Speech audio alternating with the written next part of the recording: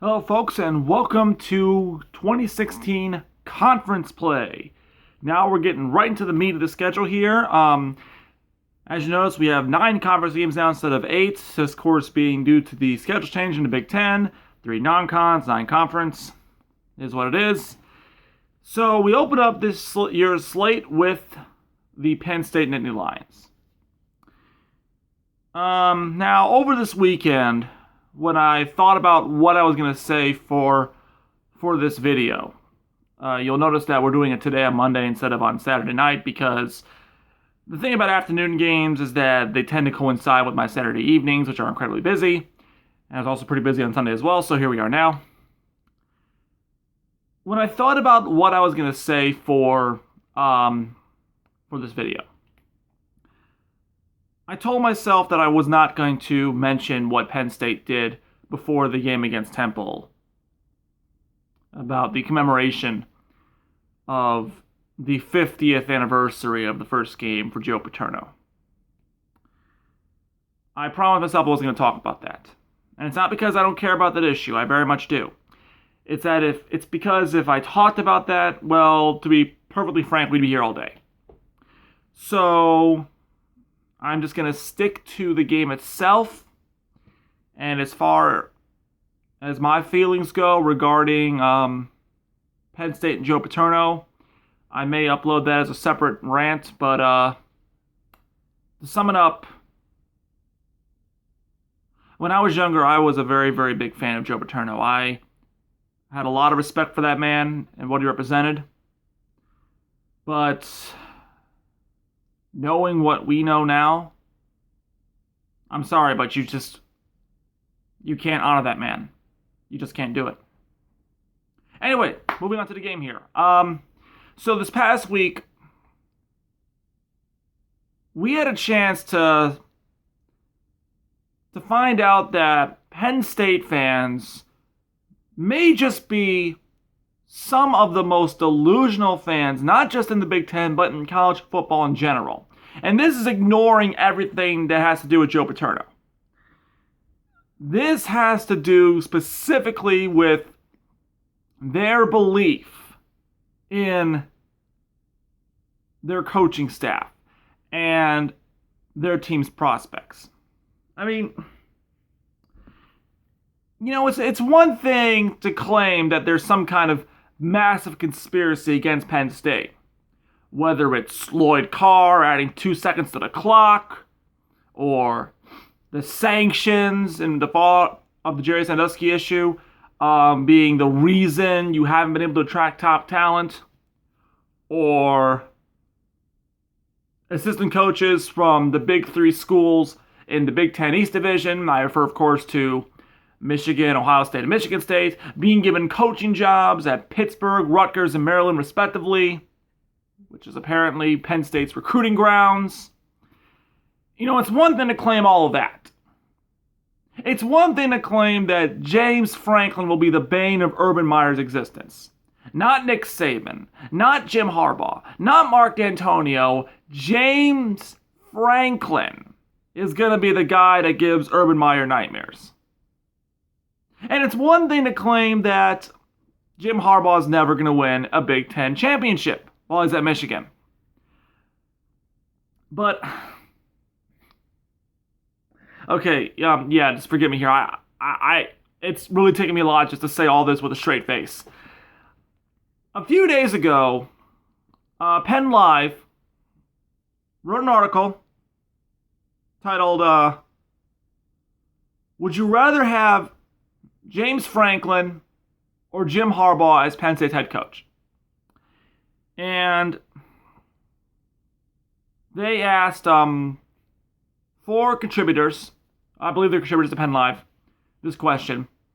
And they all unanimously stated they'd much rather have James Franklin.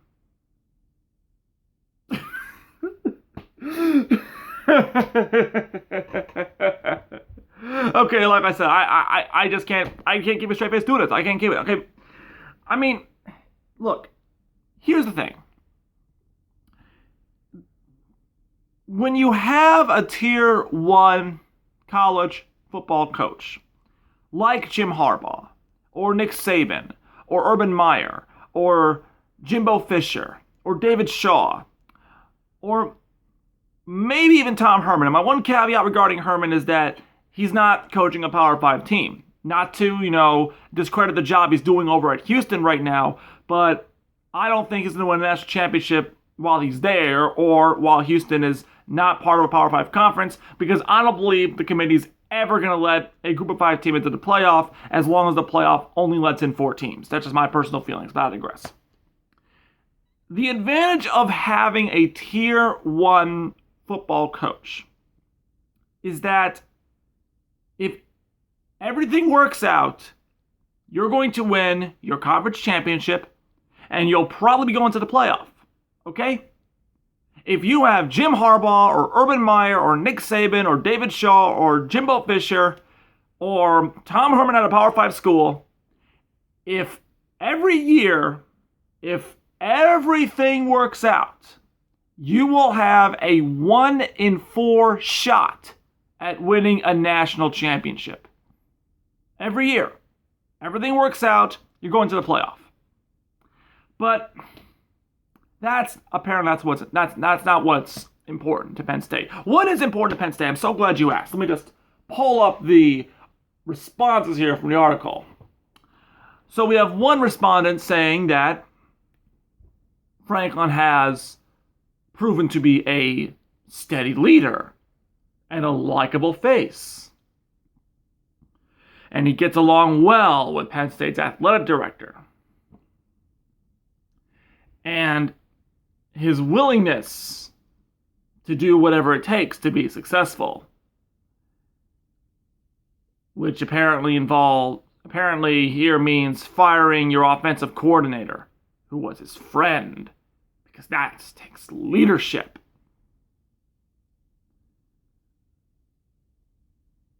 Another one says that because James Franklin is building a team from the ground up, and he wants to trust the process. And another one says, and this is my favorite one right here, This guy, by the name of Tim Johnson, he writes, and I quote,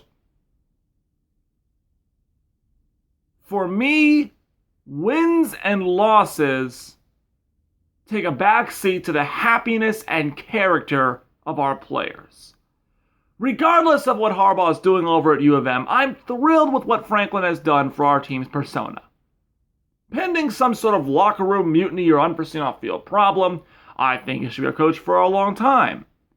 Harbaugh's track record on the field speaks for itself, but even if I could be promised multiple national championships with him, I'm not sure I'd sell my soul to do it." Okay. First of all, if the implication here is to say that Michigan somehow sold its soul to get Jim Harbaugh, I don't think that could be further from the truth. If anything, Michigan sold its soul to get Dave Brandon and Brady Hoke. But, see, this is amazing. This is what's amazing to me. What's important to Penn State fans is that they want a coach who will get along with people, who will put on a friendly face, who will promote happiness and harmony. Things that are on My Little Pony. I mean, it's and this is not me making this up. This is straight from their mouths. I mean, it's like, wins? Pfft, who wants to win, right? Who wants to win games? Who wants to win championships? Who wants to go to the playoff? Who wants a national title? You see, it's this exact line of thinking that resulted in Brady Hoke declining and ultimately being canned. And it's the kind of thinking that was on firm display this Saturday from Penn State. Winning. Optional. Harmony, happiness, most important. So, with that in mind, it should not surprise you to know this game was over pretty much the minute that Jim Harbaugh was hired. In fact, this game was over almost on the first snap. Very first kick for Penn State, They get a penalty on the ensuing return, get back to pretty much their own end zone. For those that don't know, Michigan right now has the best third down defense in the nation. Penn State has about the worst third down offense in the nation. And as a result, the ball was about maybe an inch removed from being scored to safety. And it was all kind of downhill from there for Penn State. Very good complete game from Michigan. Bounced back nicely from last week against Colorado. No hiccups this time in the opening quarter. Wilton Speight back to his usual self, going 21 of 34 for 189. Average 5.6 yards per attempt. It's pretty good. Rushing back, we got the ground game going here. We had 5 different rushers score a touchdown. Davion Smith, Karan Higdon with 2 scores, mind you. Ty Isaac, Chris Evans, and even Khalid Hill. So, definite improvement from the run game there, which is something that we want to see going forward because we know that Wilton Speight can definitely throw. He's got himself an arm, he's got himself an accuracy. He is actually approaching mid-season Jake Rudock, and we're just starting conference play. Wow. I mean, that just shows you the genius of Jim Harbaugh.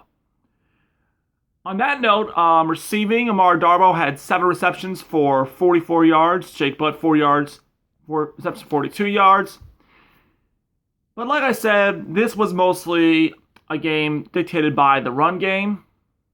See if I can try to find the rushing yards here. Here we are. Michigan rushed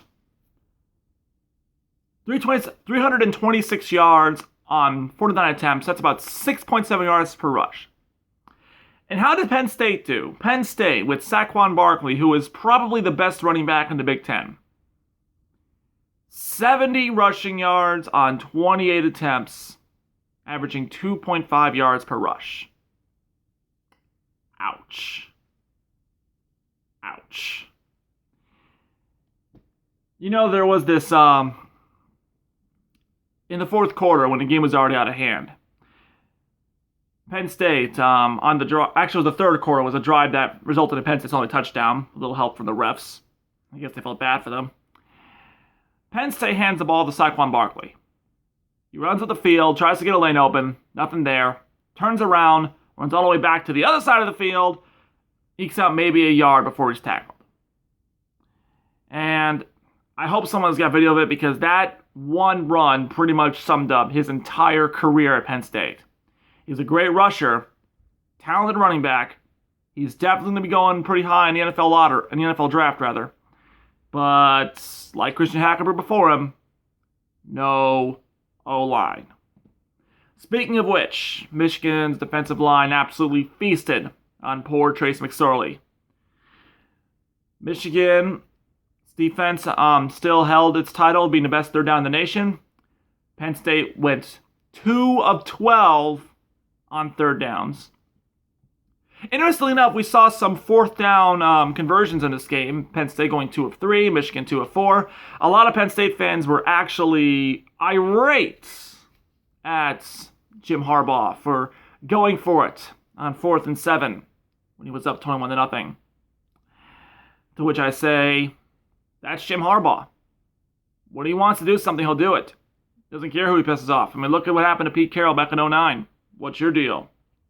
In a related story, at one point during the game, Harbaugh called the same rushing play 8 straight times. And it worked every single time.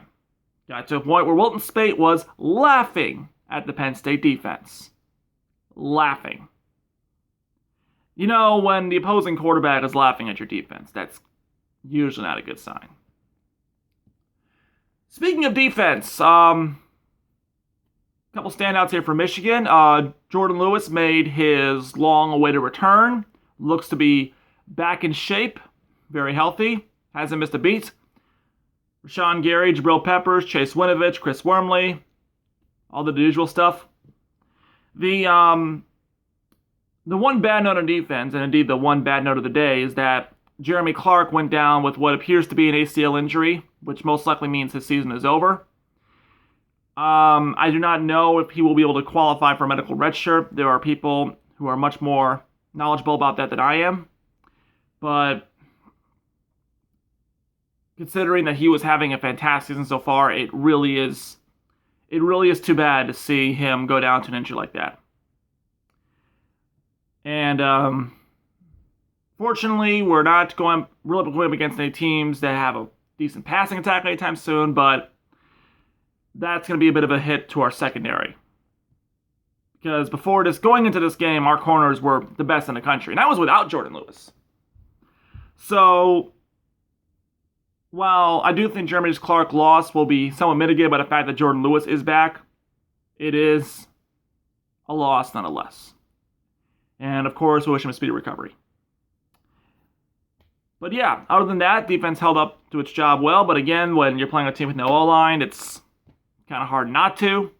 Had a interception by Mike McCray, as well as a fumble recovery by former Penn State commit Lavert Hill.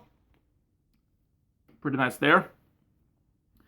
Special teams didn't really do much. Didn't really see a lot today in terms of punt returns. Jabril did nearly house the opening punt, but he got tripped up by the 10-yard line, I guess. Literally with open end zone in front of him. He was pretty frustrated about that afterwards. But then again, Michigan got a sideline interference as well, so not that it would have mattered anyway.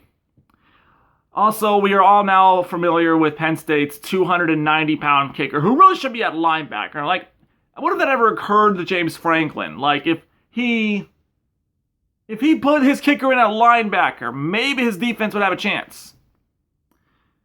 But of course, this is James Franklin we're talking about here. A guy who, when he got down to Michigan's goal line, and it was 4th and 2, and it was a 3-score game, elected to kick a field goal, thereby keeping the 3-score, thereby ensuring that a 3-score game would stay a 3-score game. So yeah. Anyway, Penn State's punter flattened poor Jordan Lewis on a kick return. And honestly, the best part of that video is that Jabril Peppers is leading Lewis on, trying to give him a block. He sees Penn State's kicker coming, and he jumps out of the way. Oh my! I mean, honestly, it's hilarious. Not as hilarious as the fact that this is pretty much the only good thing Penn State fans have to hang their hat on from what happened on Saturday. But the fact that Jabril Peppers, dark horse Heisman candidate, sees this 290-pound punter coming at him and he jumps out of the way. I mean, and Jordan Lewis knew it too. He was chirping at him on Twitter about it afterwards, all in jest, of course. I mean, I don't blame him. I mean, Jabril, come on, man. Also, please note that was entirely in jest, as I value my life. Jabril, please do not kill me. So yeah, pretty complete game from Michigan. And it definitely shows that Penn State's,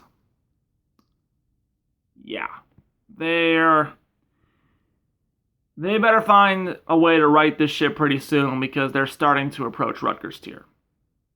It's getting pretty bad over there.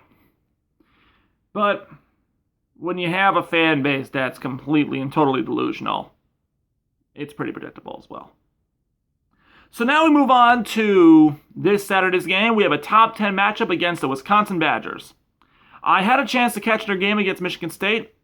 I was very, very impressed by what I saw from Wisconsin, in a game which was also an absolute unmitigated disaster for the Spartans. I mean, let's not mince words here. This was about the worst I've seen a Mark Antonio team look in, since the playoff, but nonetheless. Now, I'm still going to reserve judgment on Michigan State. I want to see how they stack up against some other teams in the conference. And if you don't think that Mark Antonio is not going to have those guys ready to play when we come to East Lansing, got another thing coming. But yeah, not a good look there for the defending Big Ten East champions. Not a good look. Wisconsin, though, looked very good, especially when you consider they were throwing out a freshman quarterback. So the line right now is about, I think it's 10 or 11 in favor of Michigan. I think it's going to be a very defensively minded game in Ann Arbor on Saturday. Because both teams have incredibly stout defenses. I still think, though, it's a winnable game for Michigan because I believe that Wisconsin's got some flaws on its defense that I think Michigan can exploit. And to be fair, Michigan does have some flaws of its own, but when it comes down to it, I trust Michigan's defense and, more importantly, Michigan's offense a little bit more than I trust Wisconsin's offense and defense right now. But either way, that should be a very, very exciting game to watch. First top 10 matchup, I believe, in Michigan Stadium in a long time. I think the last year's edition of the game was a top 10 matchup. I'm not too sure, but yeah, should be pretty fun. Nice game day was coming, but Louisville and Clemson is playing the same day, so that's happening too. Practical upshot there is that if Louisville loses, we jump up to number 3 in the polls. We're currently number 4. But yeah, let's just focus on beating Wisconsin, and we'll let that game take care of itself. Okay, so that was this week's edition. Thank you all for tuning in, and I will see you all next week. Go Blue.